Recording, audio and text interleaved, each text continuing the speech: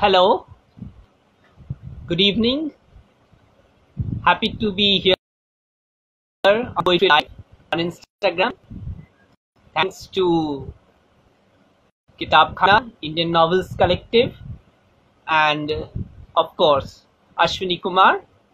I see many poets friend joining in. Nikita Parekh, I've seen she's joined. So all those who are joining in, thanks.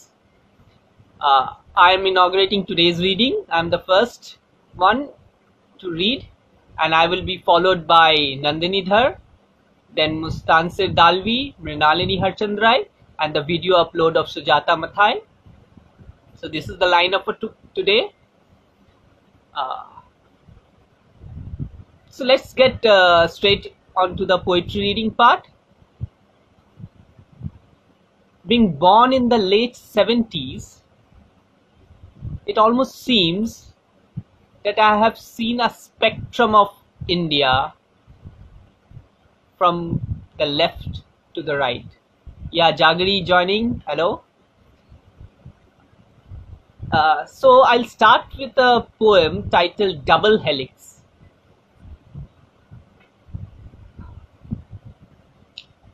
Double Helix. Read your mother's poem. You have her genes.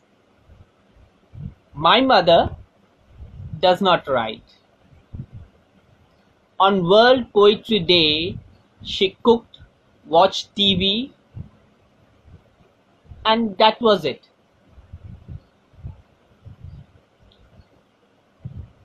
I never asked her whether she likes doing what she does.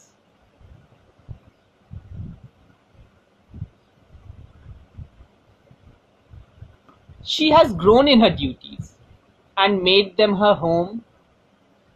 She never had words as comfort zone. I have my mother's genes. I am not a poet, and this is not a poem. At the crossroad, this will not pay for my coffee. It is still the 70s, and we are still unborn. In our double helix, genes turn left and right. Which of our mothers will now become a Naxalite? So end the poem with the question, and I go to the next poem. Yeah, Durga Prasad Panda has joined. Hello. The next poem that I'm going to read is titled Silent Night. It talks of solitude, and this is a moment when we are maintaining social distancing, and almost yeah, Ashwini Kumar is there now. So Silent Night. The night, a hymn of silence, keeps me awake with its metronome. Far away, protests rise like Remedios, the beauty into the 4 p.m. sky. We did not go to that restaurant where the silverfishes swim and no one remembers.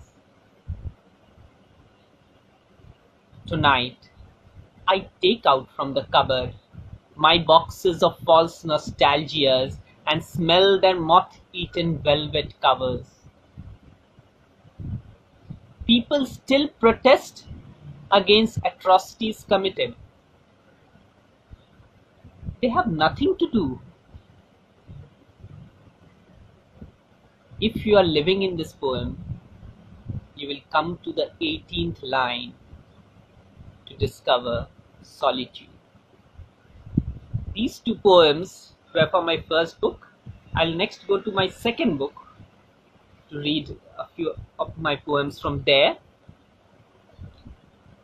I'll read the poem Forgetting the Rains, which is in page, let me find it out. Yeah. It first appeared in an anthology called Love and Politics. Forgetting the Rains. Yeah, Saima has joined. So, Forgetting the Rains. That day at Triangular Park, you read your poems to the streets while it rained on the trees. Under the carapace, it always rains. First a drizzle, then a shower. Two drops of water dribble and settle on a scooter seat, but their meniscuses don't meet. The days become wet and sticky like folded damp paper. We soaked in those days, and the insides of our pockets still retain the moisture. The world changed unnoticed, somewhere in between. The wetness on the road was perhaps an accident. Should I now call you my Kashmir and make love political? We have forgotten the rains. That was Forgetting the Rains. Next, I will read a poem, which is a very short poem and appropriately titled A Poem for Dark Times. And remembering we are supposed to switch off lights at 9 today. Okay. A poem for dark times. Let us presume there exists a poem that I want to write. Let us search for that poem tonight. Let us plagiarize a chunk of verse from a Hindu poem and profane it with the lines of a Muslim poem. Let us put out the light and sing the words of that poem and see if the words kill each other and cease to be. Another poem on the same lines. This poem was written on a prompt, and I created this character called Rifu Chacha, and this again became a prompt for many other poems, or thousands of other poems may have been got written with this prompt of Rifu Chacha. The poem is titled The Hind Shawl Repairing House. Rifu Chacha became all frantic when he heard the leader say that the newly elected government will impose the dreaded NRC. He said that he would be forced to leave without any place to go.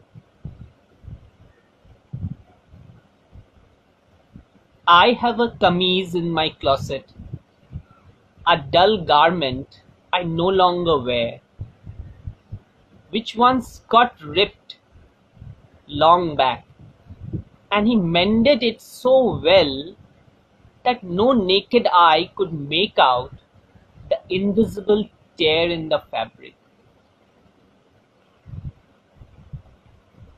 This invisible tear in the fabric is something that happened in 1947. And we almost seems to forget history. There is another poem from my first book which talk about this forgetting of history. The poem is titled Silhouettes. Yeah, a lot of people are joining in. Thank you very much, all those 27 people who have joined in for my reading. I'll end with this poem called Silhouettes. I imagine the life of that girl in a short-sleeved three-quarter dress who watches countless trains pass by while being stranded on her balcony. I name her Nayantara and imagine that she never saw all those trains carrying dead bodies of all those partition refugees. History has been kind to her.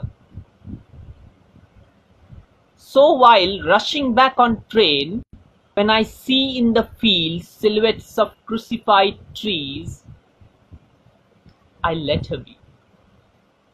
I let her be. Ritukona Khan has also joined, Adnan Ashraf. So I hope you enjoyed my reading, and good things should come at a premium. Thank you, everyone. I need to save this and share it in the story as instructed by Mansi. Hello. Mrityunjay Singh is there. Jagri Mukherjee. Thank you. And before I save it, I welcome the next poet, Nandini Dhar, and who will be regaling you with the sensational poems.